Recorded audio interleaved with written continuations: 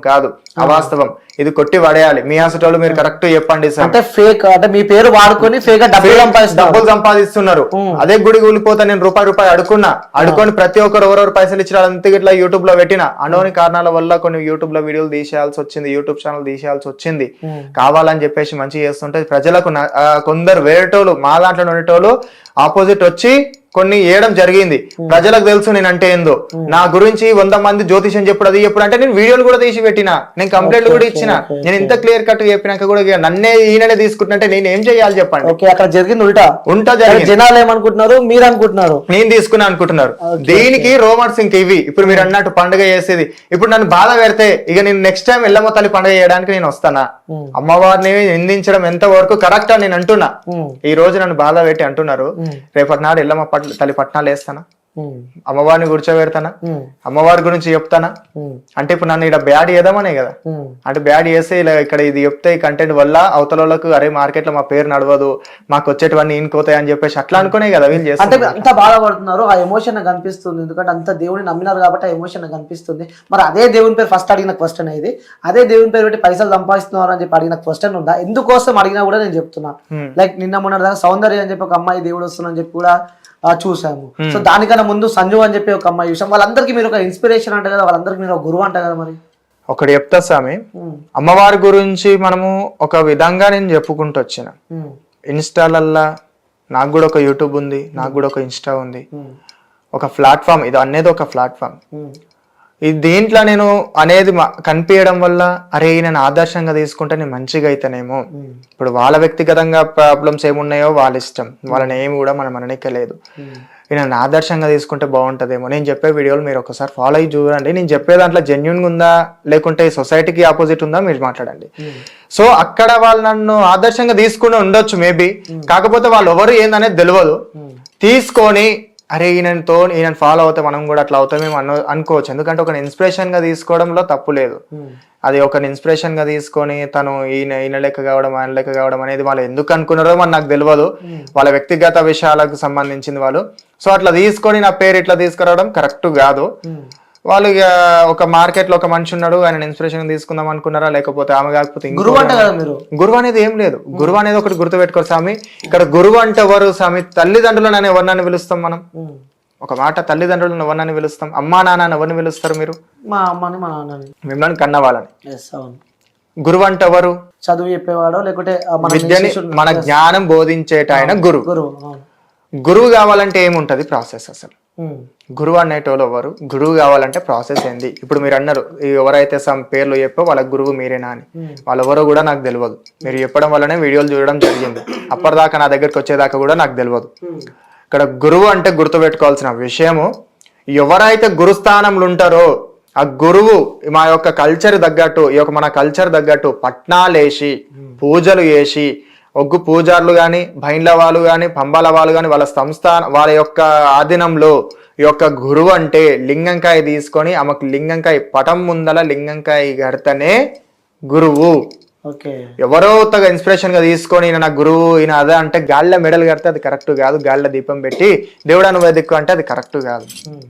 So ఇక్కడ ఇది అంతే ఏం చెప్తున్నా అంటే గురువు అంటే లింగంకాయ కడితేనే గురువు, పట్నాలు వేస్తేనే గురువు అవుతారు. పట్నాలు అయ్యేందు లింగంకాయ గట్టని ఆదర్శంగా తగ గురువు అవుతున్నారు, ఈయన ఇది అవుతున్నారు అంటే దానికి మనం ఏం చెప్పాలి? వాళ్ళెవరో మీకు తెలియదు, వాళ్ళెవరో ఇన్స్టాగ్రామ్ లో చూసిన తర్వాతనే మీకు వాళ్ళెవరో తెలుసు అని చెప్పి చెప్పాలి. సరే, ఆ వ్యక్తులు మీకు గురువు అని చెప్పినాక ఏదైతే ఒక అమ్మొచ్చే గురువు వీలు అని చెప్పి మీ పేరు ఇంకొక పేరు చెప్పడం మనం చూసాము. అప్పుడు ఎందుకు మీరు బయటకు వచ్చి నేను కాదు అది, సో వాళ్ళ గురువే నేను కాదని చెప్పి ఆలోచన ఎందుకు చెప్పలేదు? ఎందుకంటే స్వామి ఇప్పుడు నేను సొసైటీకి దూరంగా ఉన్నా పట్టించుకోదనే ఒక కారణంతో నేను ఉండుండే. సో అదే విధంగా వాళ్ళ పర్సనల్ లైఫ్ లో వాళ్ళు ఏమో ఇప్పుడు చెయ్యని తప్పుకు మనం గుమ్మడికాయల దొంగ అన్నాగానే భుజాలు ధరుముకున్నట్టు చేసినోడు వచ్చి భయపడతారు. చేసినోడు అయితేనే వచ్చి ముందు ఏమైనా చెప్పుకుంటారు, చేసుకుంటారు. చేయనోడు ఎందుకు భయపడాలి? చేయని దానికి మనం కాని దానికి మనం ఎందుకు నిరూపించుకోవాలి? ఈ రోజు మన దగ్గర దాకా వచ్చింది కాబట్టి ఈ రోజు వచ్చి నేను మీకు చెప్తున్నా, అది నిజమా కాదా, ఒకరి నుంచి ఒకరికి వస్తున్నది కాబట్టి అది ఏమైతుంది, వాస్తవమైంది అవాస్తవమైంది అని చెప్పడానికి నేను వచ్చిన ఇక్కడ. సో అక్కడ పేరు చెప్పింది అది చెప్పింది అంటే నేను ఇన్స్టాలలో యూట్యూబ్లలో కనిపించడం వల్ల ఇట్లా తను అది చెప్పడం ఏమో గానీ నేను మాత్రం అక్కడ ఎక్కడ వరకు గురువు కాలేదు. గురువు అంటే లింగంకాయ కడితేనే గురువు, ఎలాంటి సంబంధం లేదు. వాళ్ళు మేము ఒకటి కాదు. ఓకే. సో దాని తర్వాత ఇంకో ఇష్యూ తెరపైకి వచ్చింది మీది. సో శివశక్తులకు మధ్యలో మీ మధ్యలో ఏదో ఇష్యూ అయినట్టు, మిమ్మల్ని బాగా కొట్టారంటూ, సో మీరు వాళ్ళతో మిస్బిహేవ్ చేసినట్టు, సో వాళ్ళని నూకినట్టు, సో ఇవన్నీ మాకు వస్తున్నాయి వార్తలు. ఒకటి గుర్తుపెట్టుకోరు ఇక్కడ ఇట్లా ఒక వర్గానికి సంబంధించిన వాళ్ళు ఉన్నారు అంటే ఆ వర్గంలో ఆపోజిట్ వాళ్ళు కూడా ఉంటారు. శివశక్తి అంటే నాకు చాలా రెస్పెక్ట్. ఒకానొక టైంలో నేను వాళ్ళని ఇన్స్పిరేషన్గా నేను కూడా తీసుకొని రావడం జరిగింది. ఎందుకంటే రెస్పెక్ట్ అన్నప్పుడు ఒక వ్యవస్థని మనం రెస్పెక్ట్గా చూసుకుంటేనే, ఇప్పుడు మీరు యాంకర్ ఫీల్డ్ ఉండి ఒకరిని మీ హెడ్ ఎవరైతే ఉంటారో వాళ్ళని టార్గెట్ పెట్టుకొని నేను కూడా వాళ్ళ లెక్క కావాలనే ఒక గోల్ అనేది మీకు ఉంటుంది. సో అట్లా ఇన్స్పిరేషన్గా తీసుకుంటారు, మీరు వాళ్ళకు చాలా రెస్పెక్ట్గా ఇచ్చుకుంటారు. సో ఇక శివశక్తి అనేది ఇట్లా ఒక శివశక్తికి చాలా రెస్పెక్ట్. అక్కడ ఈ యొక్క సౌందర్య అనే అమ్మాయి విషయంలో గొడవలు వచ్చి నేను స్పందించకపోవడం వల్ల మీరు ఇట్లుండి కూడా మీరు స్పందిస్తలేరు అనే విషయాలల్లా మాకు మనస్పర్ధలు రావచ్చేమో, కానీ మాకు ఒక సమూహం, మా సమూహంలో మేమందరం కలిసిమెలిసిగానే ఉంటాం. ఈరోజు మాకేదైనా ఆపద వచ్చినా వాళ్ళకి వస్తారు, వాళ్ళకేమైనా ఆపద వచ్చినా మేము ఉంటాం. సో అట్లా మేము కలిసే ఉంటాం. అక్కడ మాకేం గొడవలు అనేవి ఏమీ లేవు. ఈ యొక్క అమ్మాయి విషయంలో మిస్ అండర్స్టాండింగ్ అనేది వచ్చి అక్కడక్కడ కొంచెం ఇష్యూస్ అనేవి జరుగుంటాయి. అంతేగాని నేను శివశక్తులను దొబ్బి ఛాతి మీద చెయ్యేసి అట్లా అనేది ఇట్లా ఎవరిని కూడా దొబ్బలేదు. మాకు కొన్ని మాటల వల్ల కొంచెం మనస్పర్ధలు అనేవి రావచ్చు అంతే, కానీ ఎవరిని కూడా ద్వేషించి కానీ ఎవరిని కూడా బాధ పెట్టాలనే ఉద్దేశంతో అయితే కాదు, ఏది కూడా లేదు. ఒక వీడియో వచ్చింది, మళ్ళీ డిలీట్ అయిపోయింది ఆ వీడియో. ఇంకా వీడియో డిలీట్ అయిపోయిందంటే అది ఎంతవరకు పెద్దలు ఉంటారు మా దాంట్లో, పెద్దలల్లా కూర్చొని చర్చించుకుంటే దాని గురించి ఏమైతుంది ఏం సంగతి అనేది ఇట్లా మాట్లాడుకుంటే సెట్ అయిపోతుంది. సో ఇది మీడియా ముందరికి రావద్దు అనుకున్నారేమో, అది దాని గురించి వద్దు అని చెప్పేసి ఇట్లా ఆలోచన చేశారు. ఎందుకంటే ఒక వర్గానికి ఒక శివశక్తి అనంగా ఒక శివశక్తి విలువ తీసేస్తే అది కరెక్ట్ కాదు. సో అది మనం అండర్స్టాండింగ్ చేసుకొని మాట్లాడుకుంటే అది సెట్ అయిపోతుంది. మాకు అండర్స్టాండింగ్ ఉంది, మేము మాట్లాడుకుంటాం, అది సెట్ చేసుకుంటాం. ఏంది అంటే ఇలాంటి వీడియోస్ ఇప్పుడు సో ఎంతో నిజాయితీగా శివశక్తులు ఉంటారు, వారు దైవంగా మనం భావిస్తూ ఉంటాం. పాపం వాళ్ళు ఇంటికి వస్తే ఒక దేవత వచ్చినట్టు అనుకుంటాం మనం. సో బోనం పెడతారు, నిజంగానే దేవత ఎత్తిందని చెప్పి అనుకునే ఆ రోజుల్లో మనం ఉన్నాం. ఎందుకంటే దేవుళ్ళని బాగా నమ్ముతారు ఈ సమాజం కానీ, మేము కానీ దైవంగా కొలుస్తాం. సో అలాంటి శివశక్తుల పైన ఇలా చేయడం వల్ల నిజంగా మీకేమనిపిస్తుంది? ఎందుకంటే మీరు కూడా శివశక్తి కాబట్టి, సో మీకేమనిపిస్తుంది? శివయ్య భక్తులు కాబట్టి మనసులో బాధ అనిపించిందా? ఒకటి ఏం చెప్తున్నా స్వామి, మన వల్ల ఎవరైనా బాధపడితే వాళ్ళకు మనము తప్పు సారీ క్షమించానని చెప్పుకోవడంలో తప్పు లేదు. కానీ ఇక్కడ మాకు ఒక అండర్స్టాండింగ్ ఉంది, మాకు మేము ఒకటి మాట్లాడుకుంటాం. ఈ యొక్క వర్గానికి సంబంధించి నేను రియాక్ట్ కాకపోవడం వల్లనో వాళ్ళు కోపం అయి ఉంటారేమో, కానీ ఇక్కడ ఒకరు తప్పు చూపించాలి, ఇక్కడ ఒప్పు చూపించాలి, లేకుంటే ఒకరు ఫేమ్ ఉన్నారో ఆ ఫేమ్ తీసేయాలని ఎవరు కూడా అనుకోరు. అక్కడ తప్పులు అనేవి సహజం అవుతుంటాయి. ఇక అది మాకు అనేవి ఉంటాయి, డిస్కషన్ చేసుకొని మేము అది సరి చేసుకుంటాం. దాంట్లో అనేది ఇట్లా ఏమీ లేదు. సో ఇట్లా రావడం కూడా ఇది బాధాకరమైన విషయమే. ఎందుకంటే ఒక గోల్కొండ జగదమ్మ దగ్గర బోనాలు చేస్తున్నారంటే, మేము అక్కడ అమ్మవారి ముందల బోనాలు ఎత్తుకుంటున్నామంటే, పూజలు చేస్తున్నామంటే, మంచోళ్ళు వచ్చినా చెడ్డోళ్ళు వచ్చినా చిన్నోళ్ళు వచ్చినా పిల్లలు వచ్చినా ఎవరు వచ్చినా అరే ఈ యొక్క శివశక్తి వాళ్ళ నుంచి బొట్టు పెట్టుకుంటే మనకు మంచి జరుగుతుంది అనే ఉద్దేశంతో చాలా మంది ఉంటారు. అంతేగాని ఈ యొక్క కల్చర్ గురించి మనం ఇంత ముందుకు తీసుకొస్తున్నాం. మనమే ఈ యొక్క విషయాలలో మనం ఇట్లా తప్పు చేసుకుంటే ఈరోజు ఒకరి తప్పు రేపు ఇంకోరి తప్పు అన్నట్టు చూపియేది అన్నట్టు కాదు సమాజం.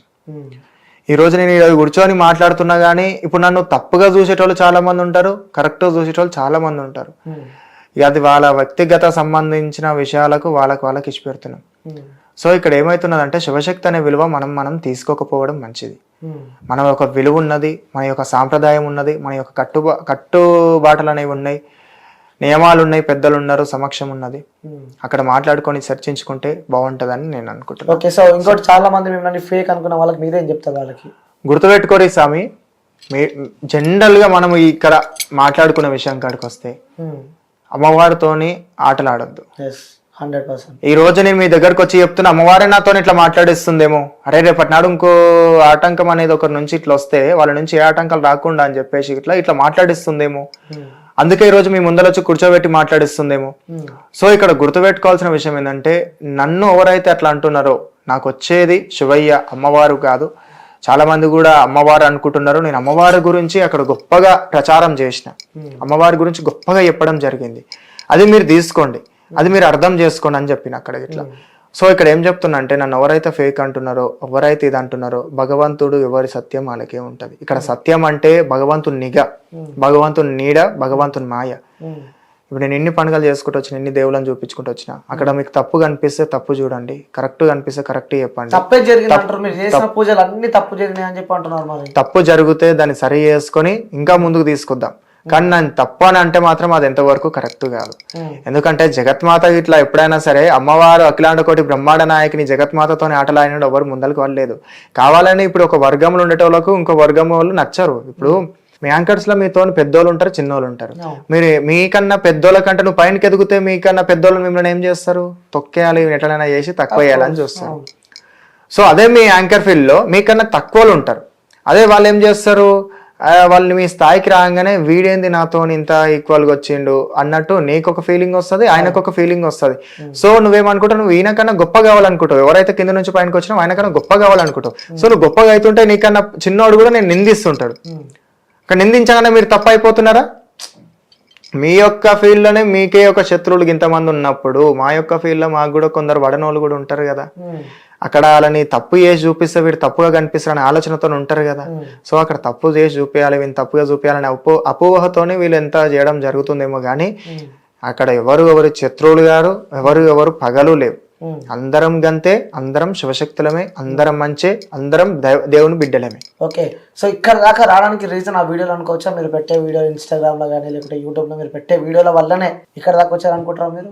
ఒకటి స్వామి, ఏది ఎవరు ఎక్కడ కూర్చోవాలనేది భగవంతుని నిర్ణయం, ఎవరు ఎట్లా కూర్చోవాలని. కానీ కావాలని చెప్పేసి చెడ్డగా చూపించి వీని తక్కువ వేసి కూర్చోబెట్టాలనుకునేటోళ్ళు అది కాలక్రమేమో వాళ్ళకు బుద్ధి చెప్తుంటది.